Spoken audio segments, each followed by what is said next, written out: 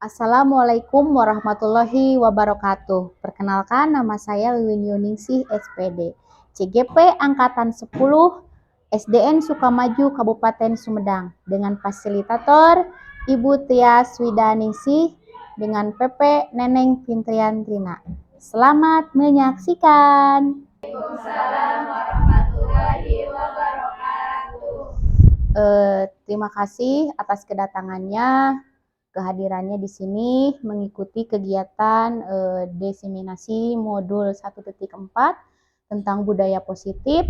Perkenalkan, nama saya Wiwin Yuningsih, CGP Angkatan 10, SDN Sukamaju, Kabupaten Sumedang, Jabar Tias Widaningsih, PP Neneng Pintrian Trina. Selanjutnya, kali ini saya akan memaparkan bagaimana budaya positif itu.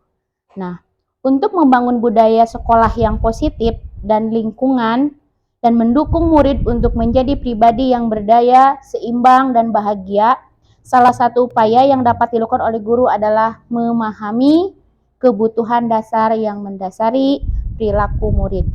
Untuk lebih jelasnya, kita lihat ke berikutnya. Di sini saya munculkan pertanyaan pemantik. Ada kata setuju ataupun tidak setuju di sini.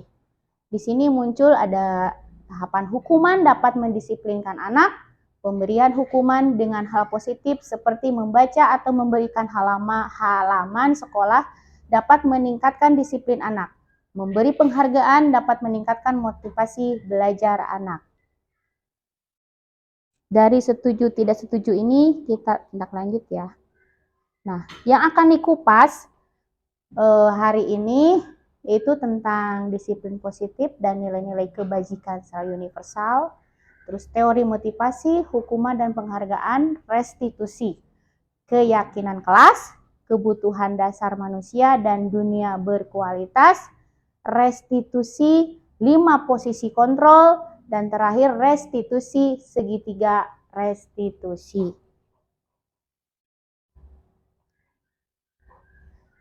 Yang pertama yang akan kita kupas adalah disiplin positif dan nilai-nilai kebajikan universal, di mana materi ini mencakup sebuah perubahan secara paradigma. Saya di sini menggambarkan kegiatan tentang kepalan tangan. Anda sudah bisa lihat di layar monitor, di situ ada bentuk gambar kepalan tangan di situ. Nah, maksud dari keterangan tersebut secara prakteknya, secara langsungnya diibaratkan kayak gini. Kita sebagai seorang guru menghadapi dengan murid misalnya kayak gini. Coba kepalkan tangan kamu nak. Dikepalkan seperti ini. Terus saya merayu bagaimana caranya supaya kepalan itu dibuka dengan hal apapun. Sebagai seorang anak, apakah dia akan mempertahankan kepalanya atau tidak? Atau akan mengikuti omongan gurunya ataupun temannya dengan misalkan iming-iming, ayo buka kepalanya saya kasih uang, misalkan gitu. Ayo buka kepalanya nanti nilai kamu bagus. Itu kan sebuah iming-iming ya. Tetapi maksud kepalanya, apakah si A akan membuka suruhan yang si B ataupun sebaliknya? Jadi intinya di sini adalah mencerminkan keyakinan seseorang apakah dia akan mempertahankan dirinya atau dia akan membuka menyesuaikan dengan kebutuhan dirinya. Misalkan kayak tadi, saya akan memberi uang 5.000 asalkan dibuka. Berarti ada suatu kebutuhan di situ. Kalau dia sampai membuka, berarti ada kebutuhan di situ apa? Mungkin materi seperti itu. Tapi kalau misalkan dia tetap kekeh tidak membuka itu, berarti dia mungkin juga ada keyakinan lain untuk mempertahankannya itu, ya. Jadi intinya tergantung siapa yang akan mengontrol diri kita itu adalah kita sendiri, bukan orang. Nah, itu maksudnya, ya. Disesuaikan dengan kebutuhan kita sendiri. Nah, seperti ini. Yang saya terangkan tadi seperti ini ilustrasinya, ya. Bagaimana cara kita mengontrol di sini ilusi guru itu mengontrol murid ilusi bahwa kritik dan membuat orang merasa bersalah dapat menguatkan karakter, ilusi bahwa semua penguasaan positif efektif dan bermanfaat, terus ilusi bahwa orang dewasa memiliki hak untuk memaksa. Yang seperti saya terangkan tadi, orang dewasa itu adalah seperti misalnya kayak guru ya, seperti itu. Kita bisa lihat di sini perubahan paradigma stimulus respon, teori kontrol, teori pilihan. Siapa sesungguhnya yang memiliki kontrol? Nah, di sini muncul ada dua, stimulus respon dan teori kontrol atau pilihannya. Stimulus respon itu bisa diungkapkan dengan kita mencoba mengubah orang agar berpandangan sama dengan kita. Teori kontrolnya, kita berusaha memahami pandangan orang lain tentang dia. Perilaku buruk dilihat sebagai suatu kesalahan. Teori kontrolnya, semua perilaku memiliki tujuan. Orang lain bisa mengontrol saya.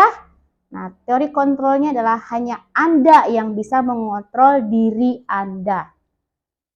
Saya bisa mengontrol orang lain, Anda tidak bisa mengontrol orang lain. Pemaksaan ada pada saat bujukan gagal. Teori kontrolnya, kolaborasi dan konsensus menciptakan pilihan-pilihan baru. Model berpikir, menang atau kalah. Teori kontrolnya adalah model berpikir menang dan menang. Seperti itu. Nah, disiplin positif. Di sini, di dalam disiplin positif, menurut teori kontrol, teori pilihan dari Dr. William Glasser, di sini ada beberapa hal yang yang pertama, Anda tidak bisa mengontrol orang lain, hanya Anda yang bisa mengontrol diri Anda sendiri. Jadi, di sini muncul makna disiplin belajar kontrol diri dengan menggali potensi kita agar tercapai tujuan mulia, yaitu sesuatu menjadi seseorang yang kita inginkan berdasarkan nilai-nilai yang kita hargai. Di sini juga muncul ada motivasi intrinsik dan intrinsik. Nah, ke sini semua perilaku memiliki tujuan. Tujuannya apa aja? Teori motivasi. Teori motivasi ini bisa dikaitkan atau digolongkan juga yang pertama untuk menghindari hukuman, untuk mendapatkan imbalan, untuk menghargai diri sendiri. Nah, yang dimaksud untuk menghindari hukuman, misalkan kayak gini. Kita datang ke sekolah pagi-pagi. Pasti ada sesuatu, motivasi di situ. Yang pertama, saya bilang gitu, apakah menghindari suatu hukuman? Hukuman dari siapa? Misalkan dari sekolah ataupun guru karena takut terlambat. Itu satu motivasi juga kan? Nah, itu maksudnya seperti itu. Terus untuk mendapatkan imbalan, imbalannya apa? Misalkan bisa berupa nilai, uang, ataupun dan sebagainya, ataupun misalkan karena dia rajin, tiap hari, tiap pagi tidak terlambat terus sama guru, imbalannya misalkan, dia bagus, nilainya bagus, itu imbalan kan? Nah, seperti itu, motivasinya juga seperti itu. Dan untuk menghargai diri sendiri, menghargai diri sendiri dalam arti, kita punya tujuan sebagai siswa untuk menciptakan sesuatu, berarti harus, kalau orang Sunda mah apa ya, nyaka diri sorangan, mencintai diri sendiri, berarti harus kayak gimana? Positif. Jadi memanfaatkan hidup, ya, tidak menyia-nyiakan. Nah, seperti itu. Nah, di sini juga terdapat model berpikir menang-menang, kolaborasi dan konsensus menciptakan pilihan-pilihan dan baru. Di sini masuk ke 5 posisi kontrol.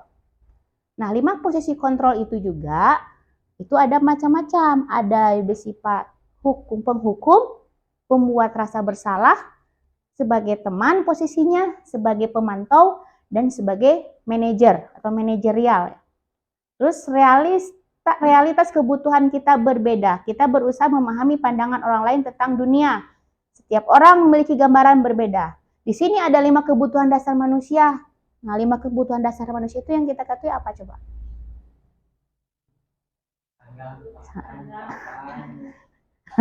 Yang kita tahu itu kan sandang, pangan, papan. Padahal dari itu kita memiliki satu kebutuhan. Termasuk itu kebutuhannya bertahan hidup. Itu yang masuknya ke istilah sandang, pangan. Itu kan kita perlu makan, bertahan hidup kan. Nah, tapi kita juga butuh yang namanya kasih sayang, perhatian, kebebasan, kesenangan, terus rasa ingin diakui. Nah, itu kebutuhan kan? Terutama di ruang lingkup lingkungan sekolah. Misal, nanti kita jelaskan ini sedikit besarnya ya.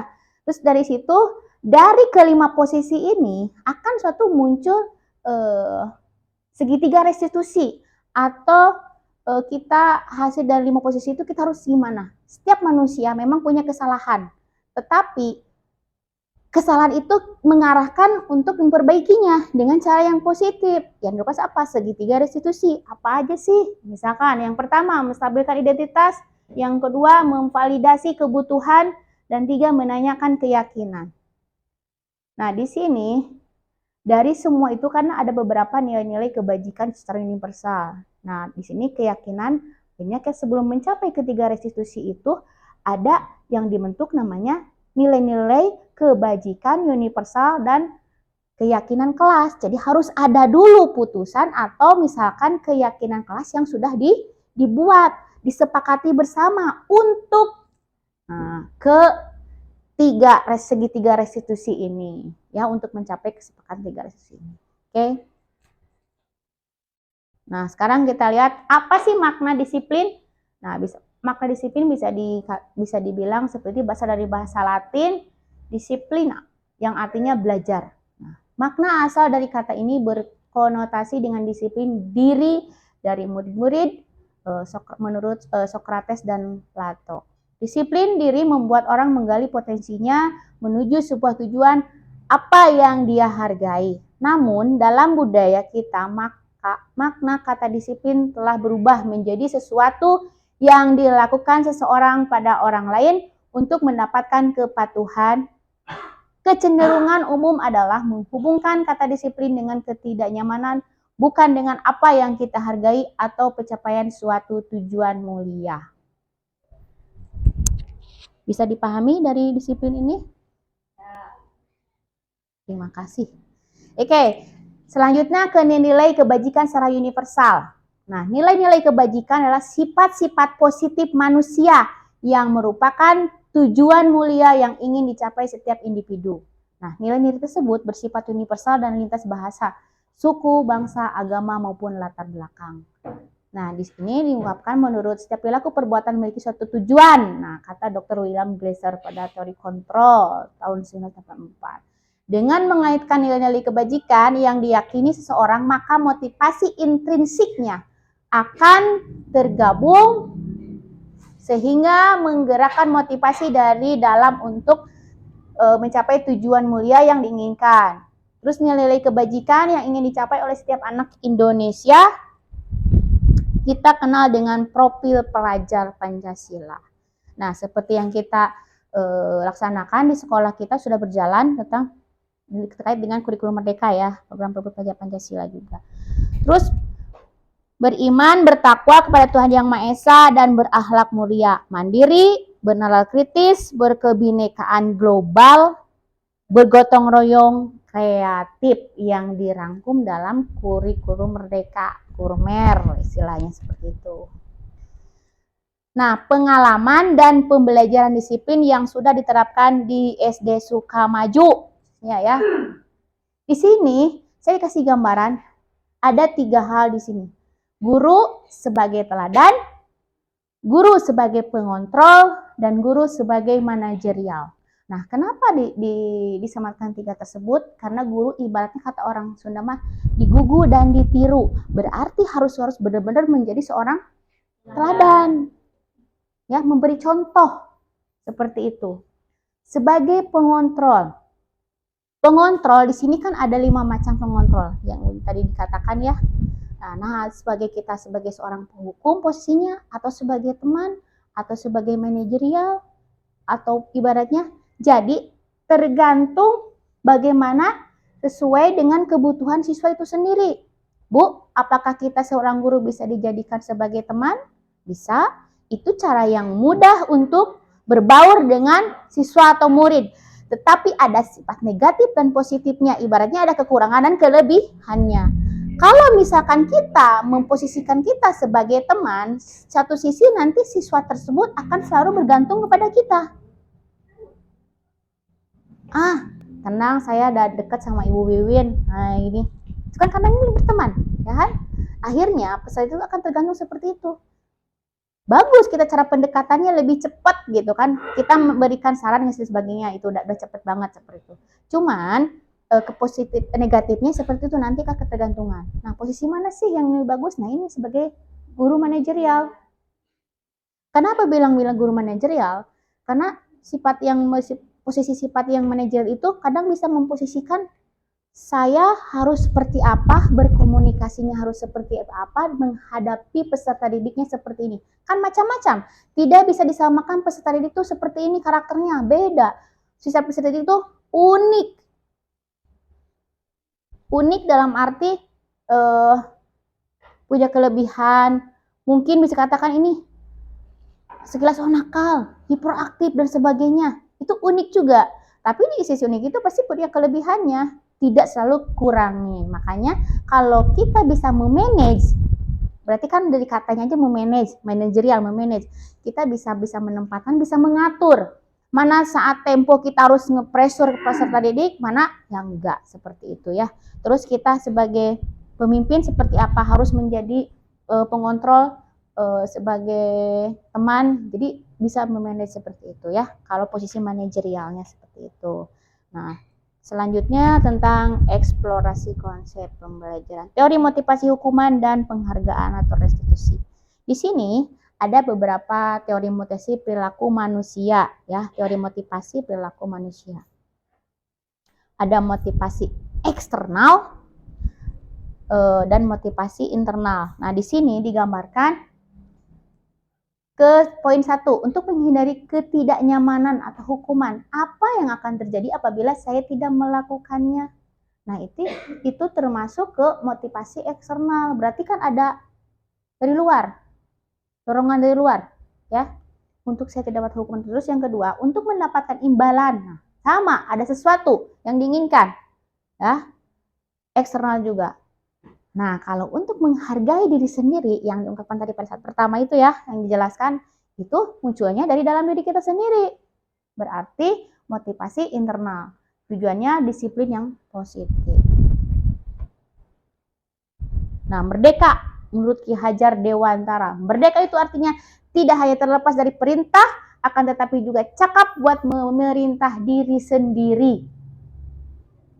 Ya, bisa dicerna perkataan itu. Merdeka itu artinya tidak hanya terlepas dari perintah, akan tetapi juga cakap buat memerintah diri sendiri. Jangan asal tunjuk-tunjuk orang tapi tidak bisa mengontrol diri sendiri ya, tidak hanya cakap aja nyuruh seperti ini, tapi diri harus bisa. Itu maksudnya ya. Nah, dihukum oleh penghargaan. Di sini ada beberapa muncul pengaruh jangka pendek dan jangka panjang. Penghargaan menghukum, penghargaan mengurangi ketepatan, penghargaan tidak efektif, penghargaan merusak hubungan. Ini dikaitkan seperti contoh. Kita sebagai guru mengajar, siswanya itu berpikir, yang penting tugas saya selesai cepat dah. Yang penting kan ada dulu. Misalkan kayak orang muda mah, heula-heula lah orang Sunda mah, heula-heula ke depan. Asal lah gitu, ini udah selesai. Itu seperti, tapi ini kan kurang bagus. Nah, maksudnya itu seperti ini. Pengaruhnya bisa jangka pendek dan juga bisa jangka panjang. Ya.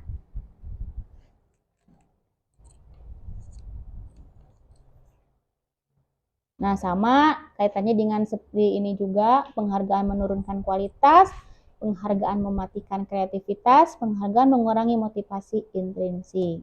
Karena itu salah-salahan seperti itu. Bentuk program kebajikan, apresiasi.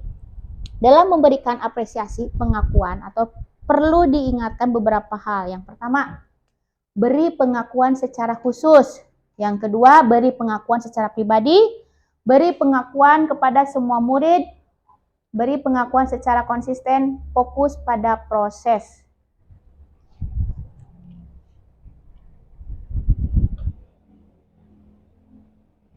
Nih, contoh pengakuan apresiasi bentuk satu kalimat nih. Kemarin saya perhatikan, saya menghargai, terima kasih untuk, nilai kebajikannya, rasa empati besar sekali, kepedulian, rasa tanggung jawab.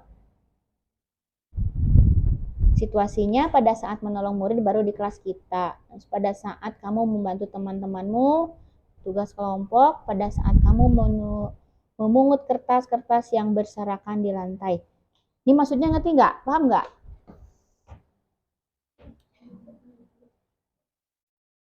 Ibu, kemarin saya perhatikan kamu menolong temanmu ya. Nah, sampai kayak gitu. Terus kalau berterima kasih, terima kasih nak, kamu selesai misalkan mengerjakan PR-nya tepat waktu, begitu. Jadi disambungkan ya. Pembukaan, nilainya apa, situasinya saat apa dia mendapat apresiasi itu. Nah, itu disambungkan, maksudnya seperti itu. Jadi anak itu diapresiasi mendapatkan motivasi gitu. Motivasi prinsipnya itu timbul ya Bu. Merasa dihargai ibarat kayak gini, kamu bagus, kamu kemarin sudah membersihkan lantai gini, kan dipuji sama guru setelah langsung muncul rasa bahagia, ada pengakuan, semacam kayak gitu sederhananya ya, seperti itu. Nah, ini kalian coba perbedaan antara hukuman dan konsekuensi. Nah, Ibu tanya dulu, kalau konsekuensi itu apa dulu? Akibat ya. Ada peraturan yang sudah dicantumkan di situ, udah dituliskan, berarti konsekuensinya kalau kamu melakukan ini, konsekuensinya ini udah ada. Ya kan? Nah, kalau hukuman itu bisa berupa hukuman secara verbal ataupun secara langsung. Kalau verbal itu melalui dengan kata-kata, kalau hukuman secara langsung misalkan kayak contoh keterlambatan terus suruh lari berapa keliling ataupun suruh push up dan sebagainya, itu satu hukuman ya. Nah, kita gambarkan di sini nih. Kalimat ini menurut kalian mencatat 100 kali di dalam buku kalimat saya tidak akan terlambat lagi karena terlambat ke sekolah. Itu maksudnya konsekuensi apa hukuman? Hukuman. Terus lari. Nah, bentar. Kita cross check ya. Di sini hukuman. Kecil tuh.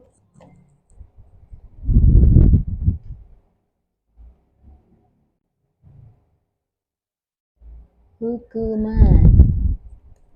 Yang kedua, oke, menurut kalian ini hukuman apa konsekuensi?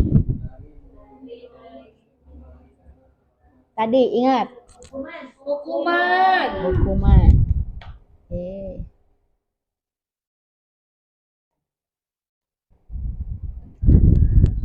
Yang ketiga apa?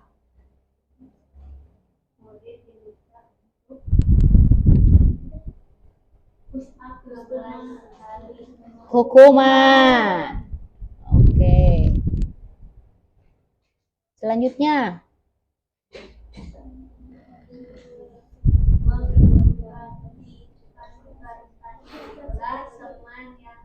Hukuman apa konsekuensi? Konsekuensi.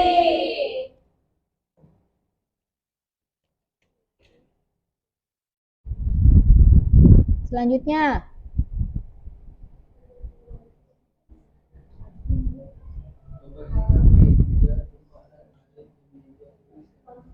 Konsekuensi.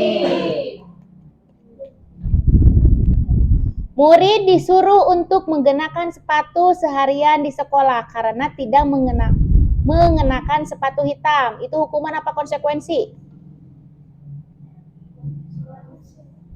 Murid disuruh untuk mengenakan sepatu seharian di sekolah karena tidak mengenakan sepatu hitam. Konsekuensi apa hukuman? Hukuman.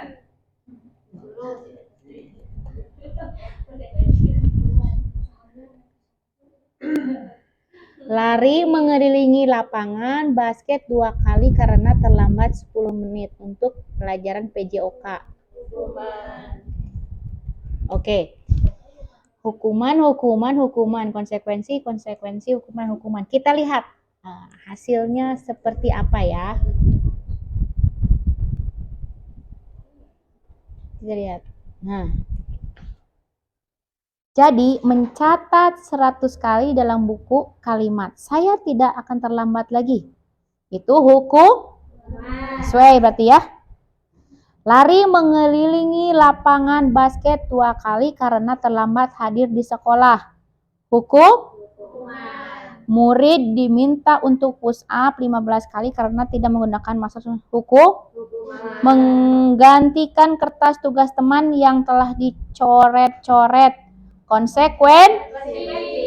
Sesuai berarti membersihkan tumpahan air di meja tulis karena tersenggol pada saat belajar. Konsekuensi. Murid disuruh untuk tidak mengenakan sepatu seharian di sekolah karena tidak mengenakan sepatu hitam. Hukum lari mengelilingi lapangan basket 2 kali karena terlambat 10 menit untuk pelajaran PJOK. Itu konsekuensi. Karena ada kata terlambatnya di sini ya. Oke. Nah, kita bisa lihat perbedaan hukuman dan konsekuensi. Nah, kalau hukuman itu sesuatu yang menyakitkan harus terjadi. Mun orang Sunda bilang mah neteli tah sepanjang bisa jangka panjang, bisa jangka pendek. Yang satu hukuman akan tertanam seperti itu, nyeri hati, nanti akan ada dendam. Capek. Gitu, kan capek, kesel. Ya. Membuat anak sakit fisik maupun hati yang dibilang tadi secara verbal ataupun non verbal. Akan membenci kedisiplinan, akhirnya kesel, benci kan. Kadang benci juga sama gurunya. Tidak suka. Seperti itu. Terus paksaan, dipaksa, saya tidak mau tapi karena hukuman dipaksa tuh jadinya akhirnya anak kadang memberontak nanti. Nah, di situ. Terus mendorong anak menyakiti diri sendiri. Kadang dari rasa kepaksaan dan kebencian akhirnya ujungnya ya menyakiti dirinya gitu. Terus konsep diri yang buruk, paradigma pemikirannya tersep di sini. Ya, disimpan. Anak belajar untuk menyembunyikan kesalahan, karena ketakutan. Ya kan? Ketakutan jadinya itu. Jadi tidak baik ya. Marah, rasa bersalah, dipermalukan, merasa tak dihargai itu pasti akan muncul. Apalagi hukuman itu pada dilaksanakan di depan orang-orang banyak. Ya, seperti itu. Nah, kalau konsekuensi itu sesuatu harus terjadi. Terus membuat anak merasa tidak nyaman dalam jangka waktu pendek. Anak menghargai disiplin, stimulus atau tanggapan, mendorong anak agar mudah menyesuaikan diri, konsep diri yang baik, anak belajar untuk mematuhi peraturan, kehilangan hak dibuat tidak nyaman diasingkan untuk sementara atau tempo. Ya, itu antara perbedaan antara hukuman dan konsekuensi. Apa itu restitusi?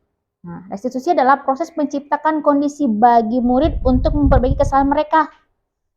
Ya, Ibu bilang tadi, kesalahan. Setiap manusia akan memiliki kesalahan. Manusia tidak sempurna. Pasti ada kesalahan yang dibuat, gitu ya. Itu wajar. Nah, bagaimana caranya untuk memperbaikinya?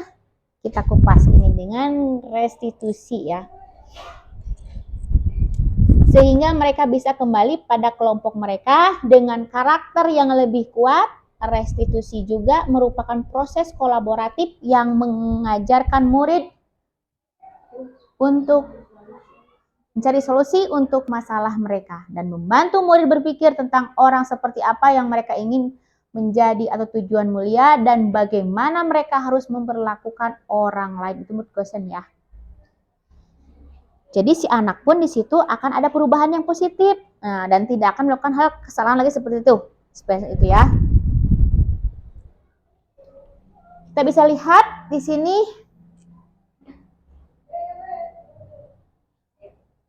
Ya, kita bisa lihat di sini. Identitas yang gagal dari sebuah hukuman, identitas sukses, disiplin dari konsekuensi dan restitusi kita bisa bandingkan, lihat di sini. Kalau dari hukuman mah kan pasti sesuatu yang sangat menyakitkan, yang tadi ya sesuatu yang harus terjadi. Kalau konsekuensi mah karena udah di situ tercantum.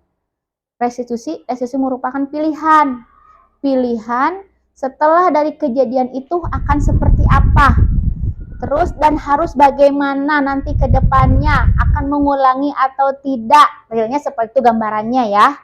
Bisa dibedakan antara hukuman, konsekuensi, dan restitusi? Oke, terima kasih.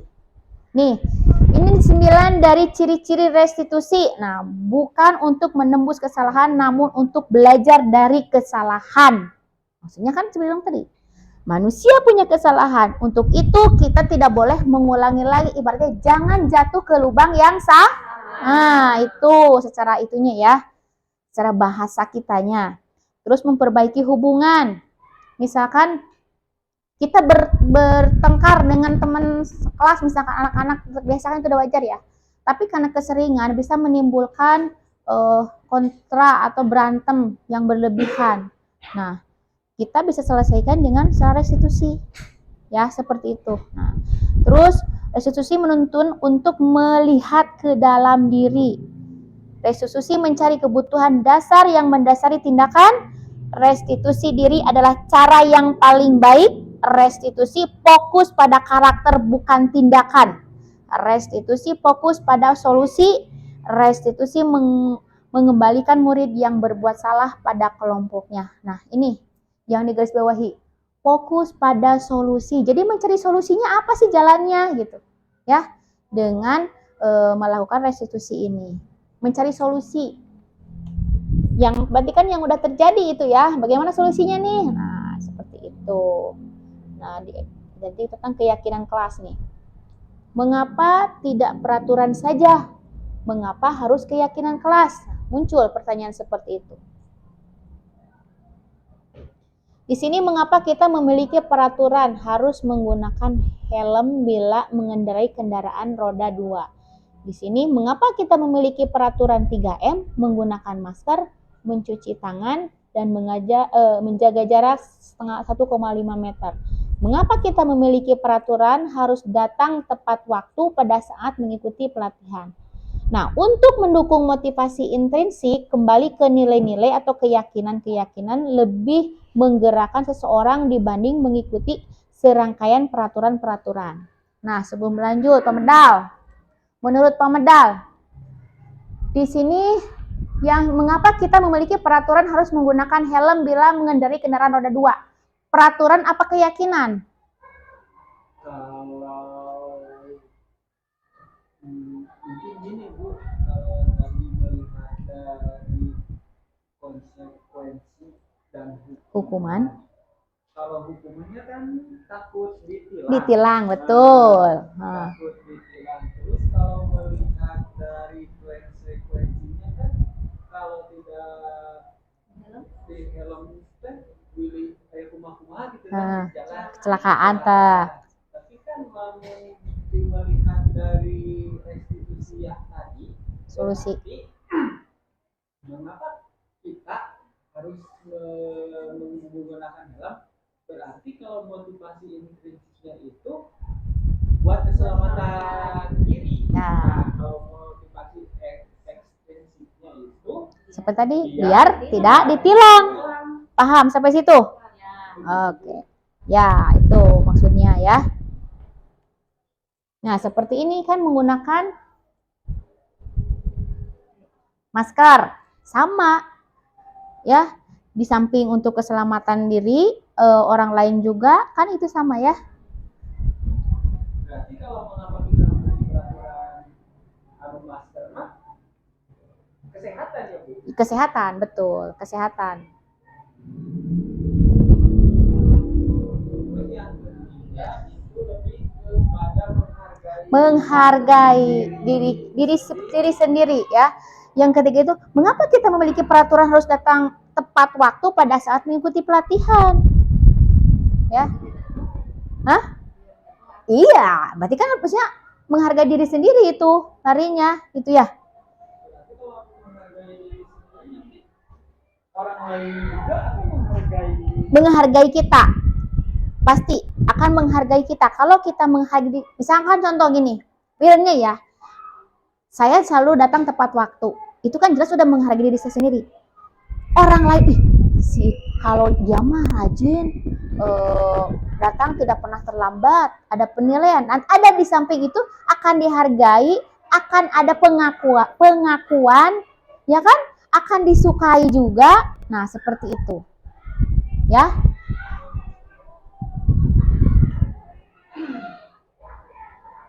Nah, kita lihat ada budaya positif, lingkungan positif, keyakinan kelas, dan peraturan kelas.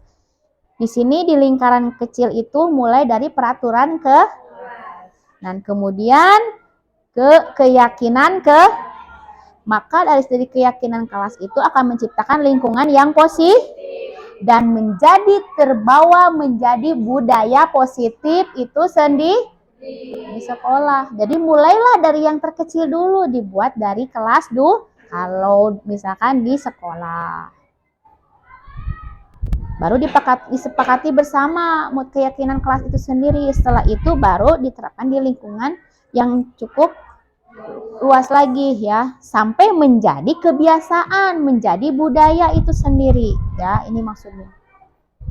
Berarti peraturan dulu yang harus kita atur dari adalah berarti baru kedua keyakinan. Kalau misalkan kita menjalani peraturan tapi keyakinan kita buat menjalaninya tidak ada, mungkin gak Ya, bisa iya, itu seperti itu gambarannya ya.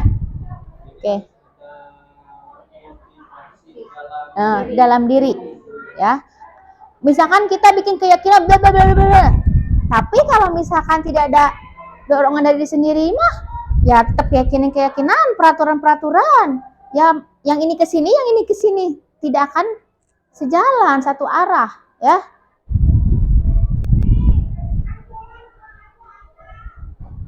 Nah, ini lagi nih.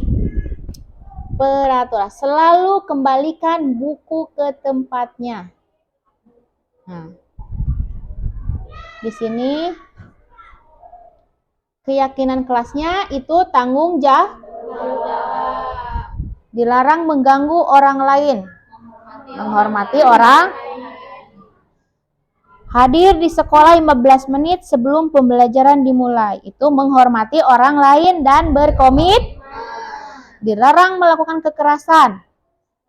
Dan menghormati.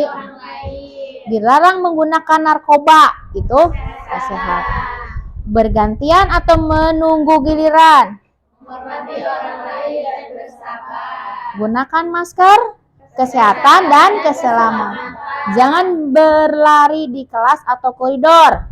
Nah, keyakinan kelasnya bisa membedakan antara peraturan dengan keyakinan dari perbandingan ini? Oke. Nah, untuk pengalaman dan pembelajaran keyakinan kelas, nih seperti ini. Ya. Hadir tepat waktu, berpakaian rapi sesuai setiap hari, berdoa sebelum dan sesudah belajar dengan sungguh-sungguh, mengikuti dan mengerjakan tugas tepat waktu, menjaga kebersihan kelas dan sekolah. Ya, saling mencintai, tegur sapa, aman seperti itu. Berjabat tangan. Sarang yuk. Nah, kita berlanjut ke kebutuhan dasar manusia dan dunia berkualitas. Nah, di sini saya gambarkan lingkaran kebutuhan dasar ini maksud ya. Di sini saya harus di sini lingkarannya ada berbentuk bisa, bebas, senang atau diterima atau disayang. Di sini kalau lingkaran kebutuhan dasar itu ada 5 dasar kebutuhan manusia. Nah, yang di tengah-tengah ini bertahan hidup. Ya. Nih, kalau sudah gambarkan di sini. Di sini tuh bertahan hidup di tengah-tengahnya itu. Terus merasa diterima. Merasa diterima itu pertama diawalinya peserta didik itu biasanya suka dulu sama gurunya. Kalau dia sudah merasa suka, senang sama gurunya, pasti akan mengikuti apa yang kegiatan pembelajaran tersebut di kelas seperti itu. Ya kan? Tapi kan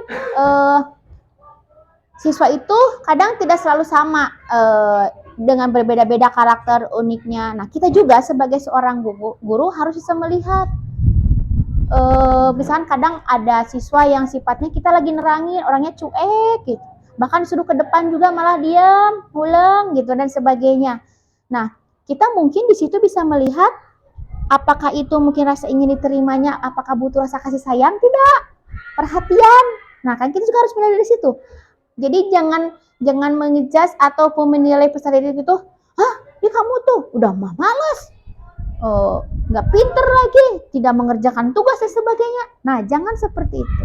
Jadi kita lihat dari kelebihannya dulu, mungkin dia ada butuh perhatian atau kasih sayang dari kita. Kan suka ada yang seperti itu murid ya. Nah, terus yang kedua itu kebebasan atau freedom. Jadi biarkanlah si anak itu bebas memilih.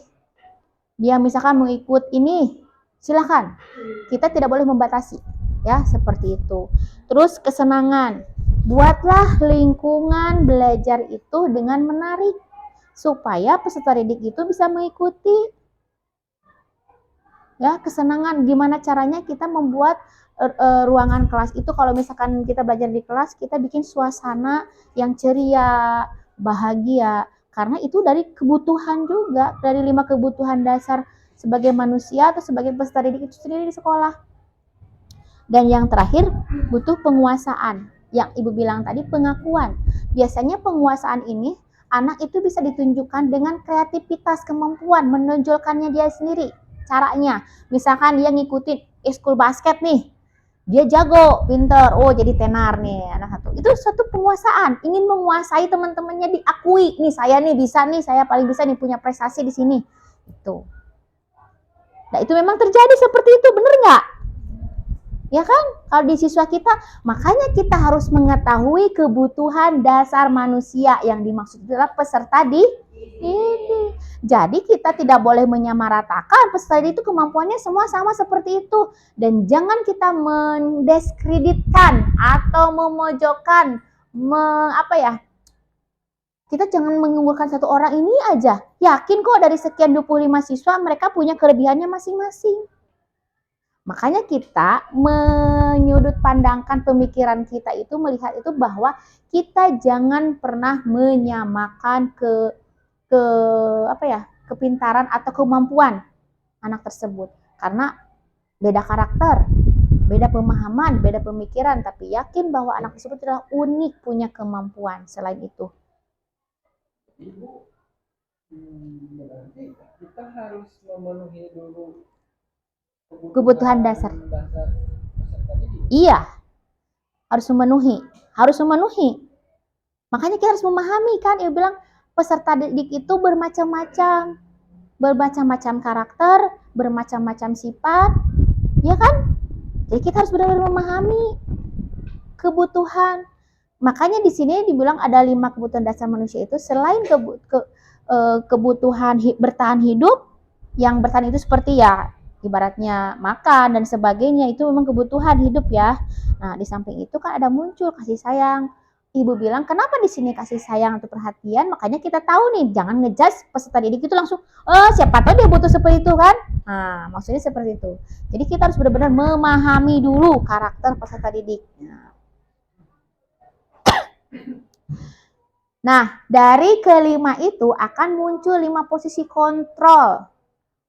Bagaimana caranya kita memposisikan diri kita menghadapi peserta didik yang beraneka ragam macam.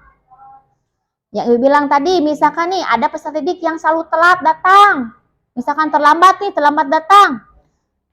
Nah, 5 posisi kontrol ini kita lihat. Menghindari hukuman nih, penghukum, pembuat rasa bersalah, sebagai teman, pemantau, manajer. Itu 5 posisi kontrolnya itu. Sebagai penghukum. Nah, kalau menurut kalian, dari ke-5 posisi ini, kira-kira kalian ada berada di mana? Coba. Teman berarti. Kita mah friend. Terus apa sebagai penghukum? Nah, saya sendiri kadang sebagai penghukum. Kadang ya kan? Kadang sebagai teman, kenapa kamu biasa gitu ya? Ada ya kan? Nah, terus pemantau, sebagai CCTV. Wah, gitu ya. Terus sebagai manajer yang bisa memanage. Pembuat bersalah.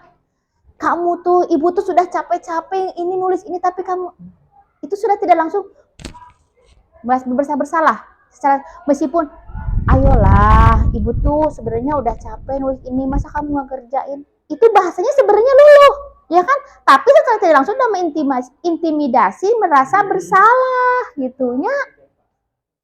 Seperti itu. Nah, menurut kalian, yang cocok, yang tepat itu harus di posisi mana? Coba dari ini pernyataan berikut ini.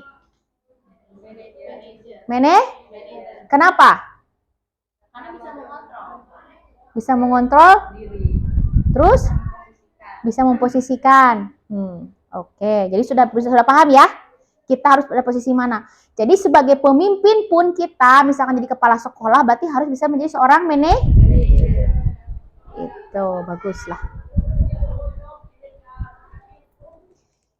Di sini muncul pertanyaan-pertanyaan. Saya kecewa sekali dengan kamu.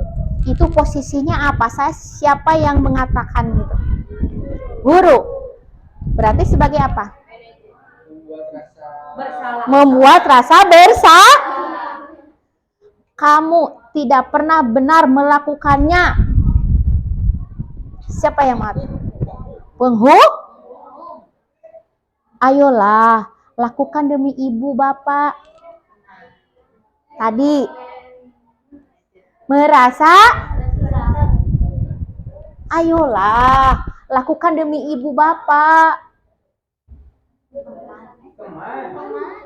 Teman.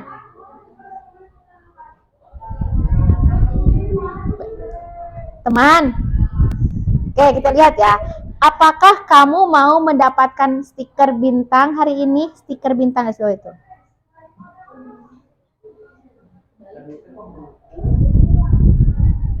Manajer sebagai teman. Pembuat merasa bersalah. Terakhir kan manajer. Bagaimana kamu bisa menyelesaikan masalah ini? Manajer. Kamu selalu yang paling terakhir. Membuat. Kita lihat.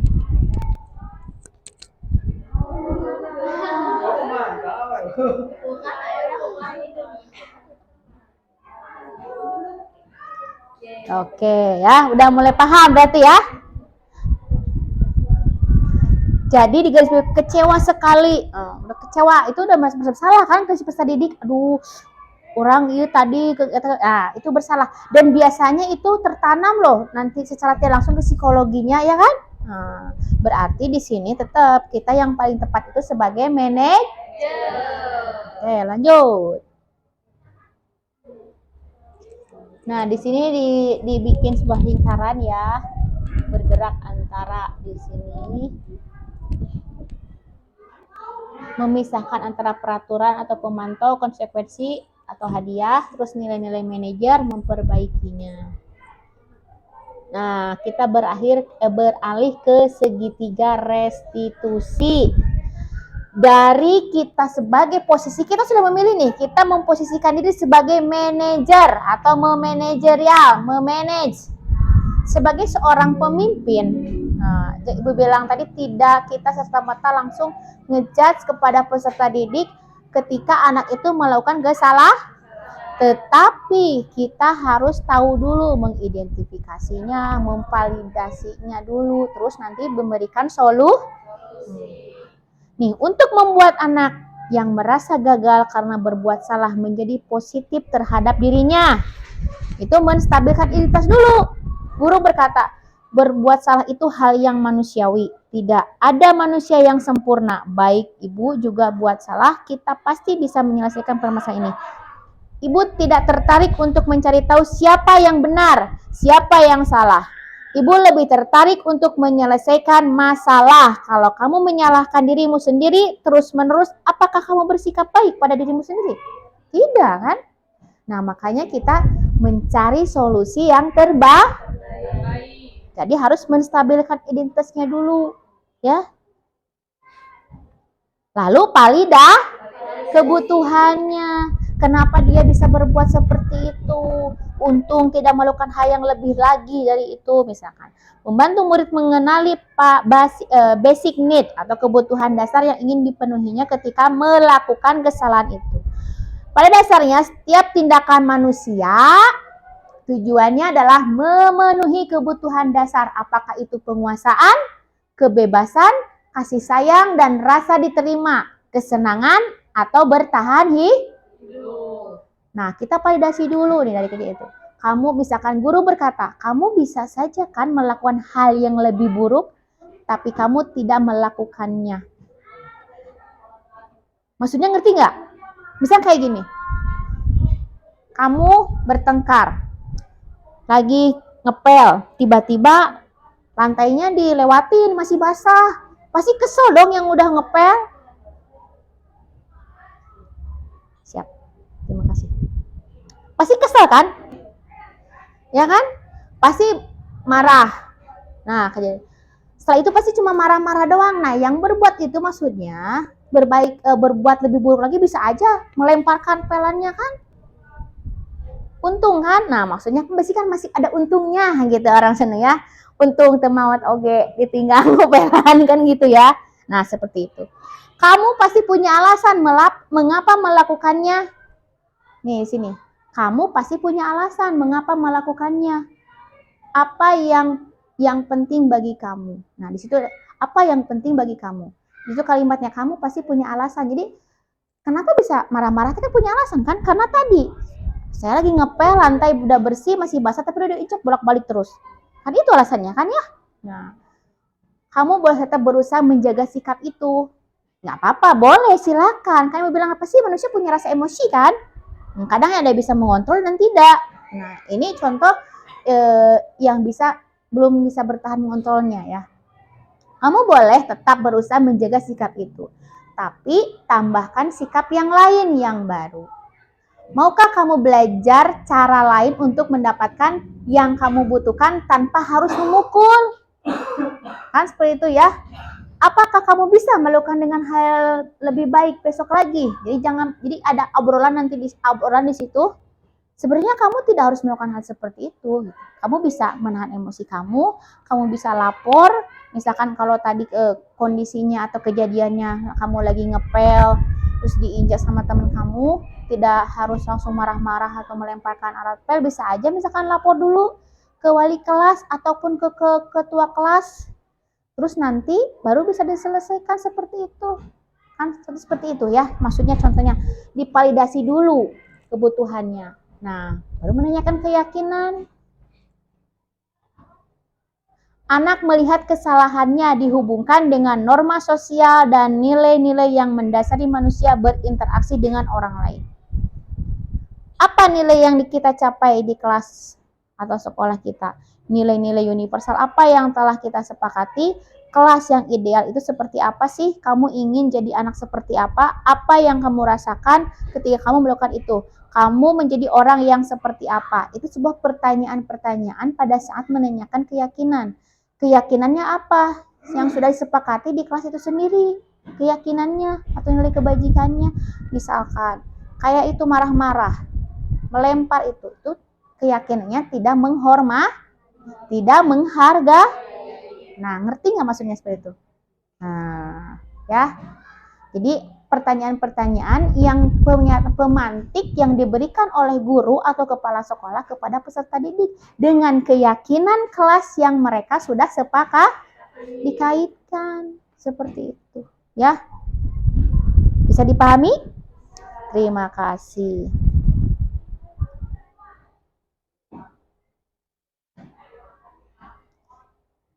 Dari ketiga restitusi itu ada intervensinya ya, dari muncul kalimat seperti, apakah kamu ingin berbuat lebih baik? Iya. Apakah saat ini kamu sedang menjadi orang yang sedang kamu inginkan? Apakah kamu bisa mengubah kegiatan atau perilaku kamu saat ini menjadi sikap yang lebih baik atau membantu? Apakah wajar membuat kesalahan? Bisakah kita memperbaikinya? Bisa, kan gitu ya? Apa yang kamu lakukan saat ini sesuai?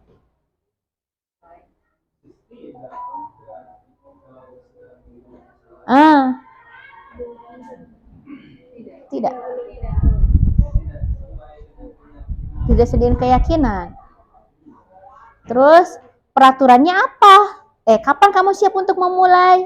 Dan peraturannya apa? Sepertinya kamu punya masalah yang bisa bantu apa? Yang saya bisa bantu apa? Saat ini kamu seharusnya berbuat apa? Apa yang bisa saya bantu agar kamu bisa melakukannya? Apakah saya bisa bantu kamu agar dapat segera mulai? Apakah tugas kamu saat ini? Bagaimana kamu ingin memperlakukan pada kegiatan ini? Bisakah kamu melakukannya? Apa yang kamu inginkan? Peraturannya apa? Nah, itu 10 bentuk intervensi terhadap peserta didik nih. Dari menurut pertanyaan dulu ya. Dari kita bahas awal sampai sekarang, refleksi ya, kita refleksi. Apa yang sudah kalian dapatkan?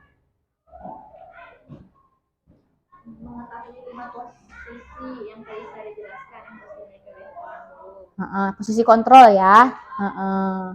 Terus? Kayak disiplin positif dan nilai kebijakan universal. Segitiga resti. Terus mengetahui kebutuhan 5 pokok kebutuhan dasar manusia ya. Terus kita harus berada di posisi mana? Manajer. Berarti bisa mengontrol, bisa menempatkan diri ya yang baik.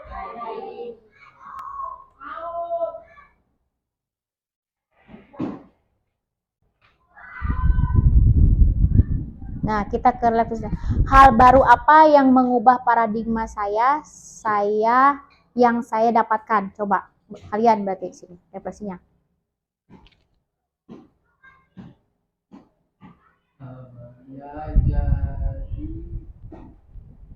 Jangan jadi guru penghukum ya. Bisa. Jadi jangan jadi guru penghukum. Jangan jadi guru penghukum. Lebih baik jadi guru yang Manajer. Perasaan apa yang muncul selama mengikuti ini? Yang sudah kalian pesan apa coba? Malu karena selama ini yang dilakukan ternyata banyak salahnya. Banyak yang menghukum. Banyak yang mengintimidasi. Banyak yang tidak memanusiakan manusia. Nah, intinya kita sebagai guru itu menghambakan murid, ya pemedal. Tapi bukan berarti menghambakan murid itu kita nyembah-nyembah, enggak. Tetapi kita tetap sebagai pengontrol juga. Tapi kita harus memahami kan kebutuhan murid itu sendiri. Nah, terus peran sebagai among seperti apakah yang kalian telah lakukan selama mengikuti ini kegiatan ini?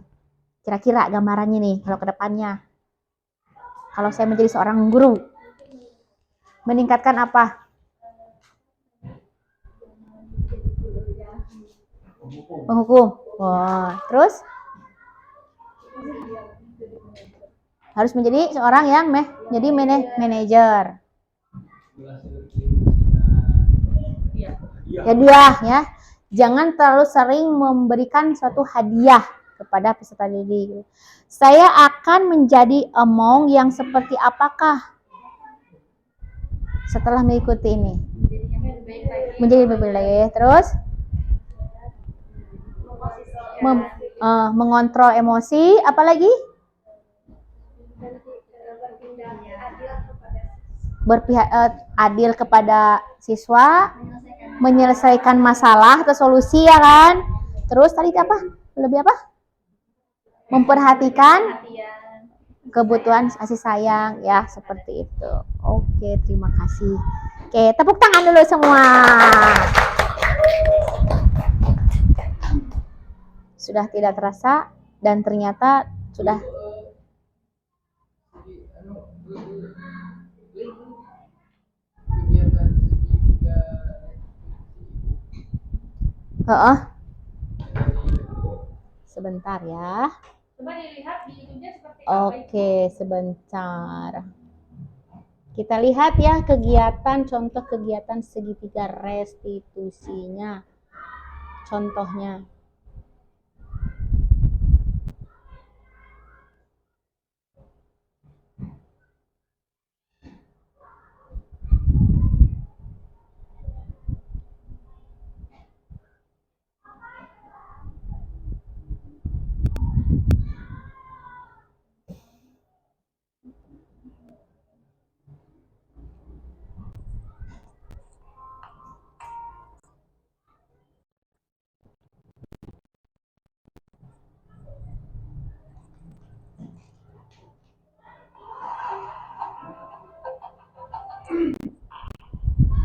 Aduh.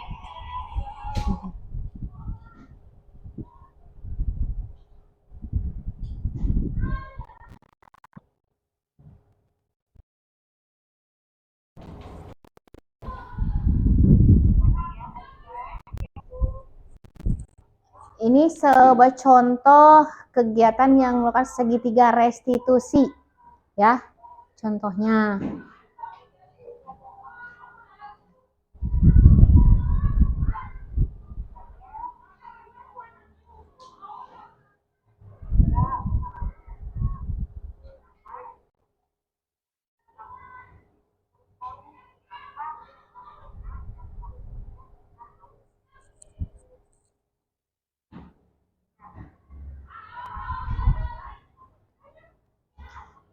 Oke, ini sebuah tayangan video yang mencontohkan kegiatan penerapan segitiga restitusi ya.